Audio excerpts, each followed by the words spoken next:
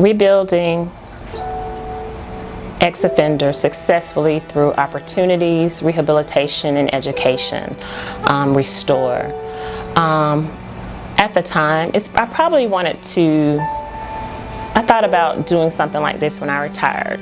I said I would retire at 55, and once I retired, that I would work with returning citizens. I've had close friends, I've had family members who were incarcerated, and I know the impacts that it had on me, the impacts that it had on their children, the impacts that it had on their family, and I just wanted to get involved and make a difference. I was born and raised in Hollywood, Florida. My mother was a drug addict my whole life. She left when I was 9 and my sister was 5. She left us with my sister's dad. He is an amazing man. I couldn't have asked for a better dad. The house, it was stable. It was great. Then I met my daughter's father. I was 14. He was 18. I got pregnant again at 17. I graduated high school. I went to college. I graduated with a degree in criminal justice. My daughter's father went on to be a police officer in Marion County. I became a correctional officer in Marion County at the prison, at the women's prison. My goal was I wanted to train police dogs. That's really what I wanted to do, but to get my foot in the door, I decided that working at the prison would be the best step. So I went to work in the men's prison. I met an inmate and just fell absolutely in love with. I can't even explain why, but I had to have him. And my daughter's father, he was not an abusive man. He was not a bad man. He didn't mistreat me. I don't know what it was about this other man that, I couldn't live without him.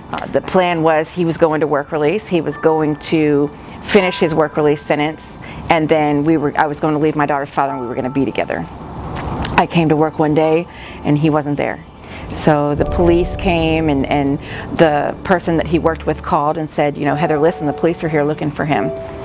So I asked him, what did he want to do? And he said, well, they've already charged me with escape, so I'm leaving, I'm running. And I said, well, I can't be without you, so I'm going with you. And I dropped my daughter off at my mom's house and we went on the run. On August 21st, 2002, we were arrested in Chattanooga, Tennessee. I did 18 months federal for aiding and abetting an escape and taking an escape inmate across state lines. Then I had to go and face all of my state charges. I did the federal time in Tennessee, then I had to go to Kentucky and do time there. From Kentucky I went to Georgia, did time there, and then ultimately came to Florida and was sentenced to 16 years. My name is Frashida. I'm 29 years old. I have 2 children. I was incarcerated for 6 years. I committed crimes from the time I was 12 to the time I was 23. I was in and out of juvenile detention centers, and I've been to prison twice. My mom was incarcerated for a lot of times, which she had an addiction.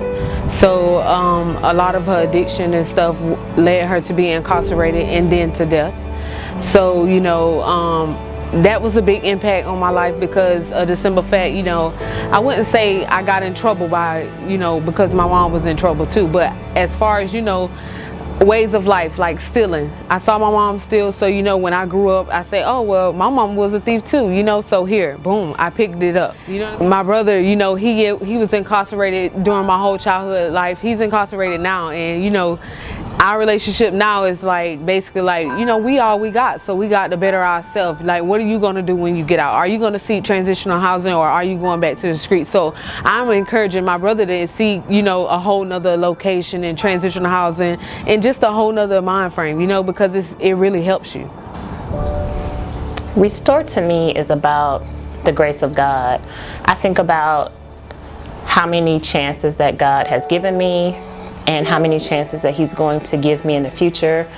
And that's the kind of love and grace that I want to show to these women, to just let them know that we believe in them, that we're their cheerleaders, and that if they put their minds to it, they can do whatever it is that they want to do.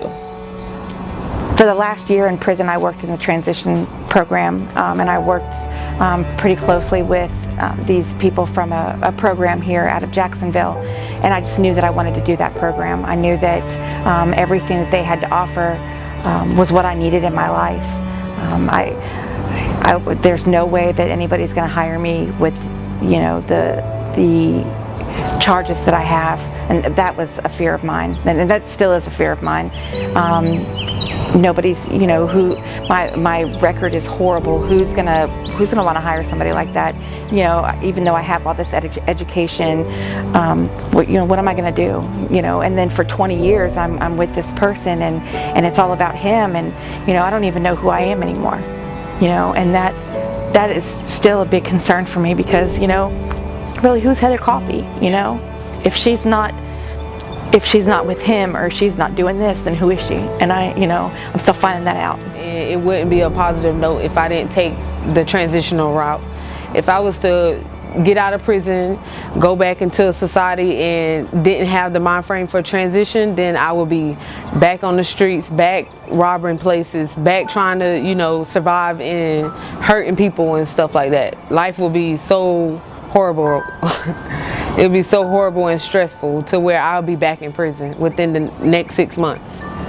When people are released from prison, they don't have anywhere to go. They may not have the job, skills, and a lot of times when you don't have the skills and the abilities that you need to make it in society, you may find yourself going back to prison.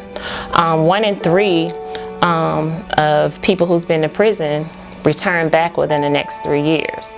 So with Restore, you know, our goal is to help reduce those numbers, potentially to eliminate them. I mean, I'm really being hopeful about this.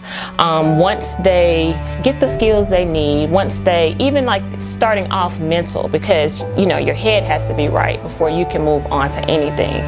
So we'll be able to partner with other organizations for the mental health, the physical health, job training, life coping skills.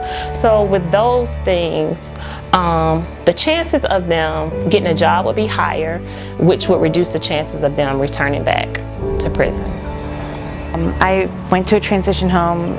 The lady is amazing that owns the house. She really goes out of her way to make sure we have what we need, and where the program may have lacked certain things, she kind of came behind and covered those voids, you know, filled those voids. So without her and the transition house, I really, like, I don't know where I would be or what I would do. I need the entire community. I need your donations.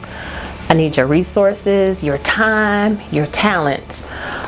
Because I found that in the worst times in my life, I made it because of people who helped and supported me. My family, my friends, sometimes strangers who just, you know, gave me some encouraging words, had no idea how they were really pulling me through the lowest moment of my life. And I just want us to do this for these ladies. I just want us to embrace them and let them know that we care about them, and that, you know, with hard work and perseverance, you know, you can get your life back. But we need your help to get this house built.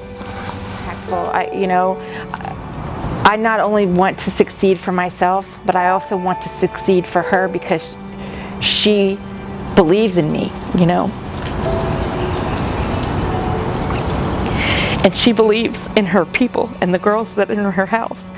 And to have somebody in your corner when for the longest time you haven't, to have that support means everything. So not only do I want to succeed for me and my children, I also want to succeed for her, because she deserves it as well. That you have an entire community who's behind you, who loves you, and who's here to give a hand. And the community donations and times and talents, it proves that. It takes a village, and we're the village, and we cannot get this done without you.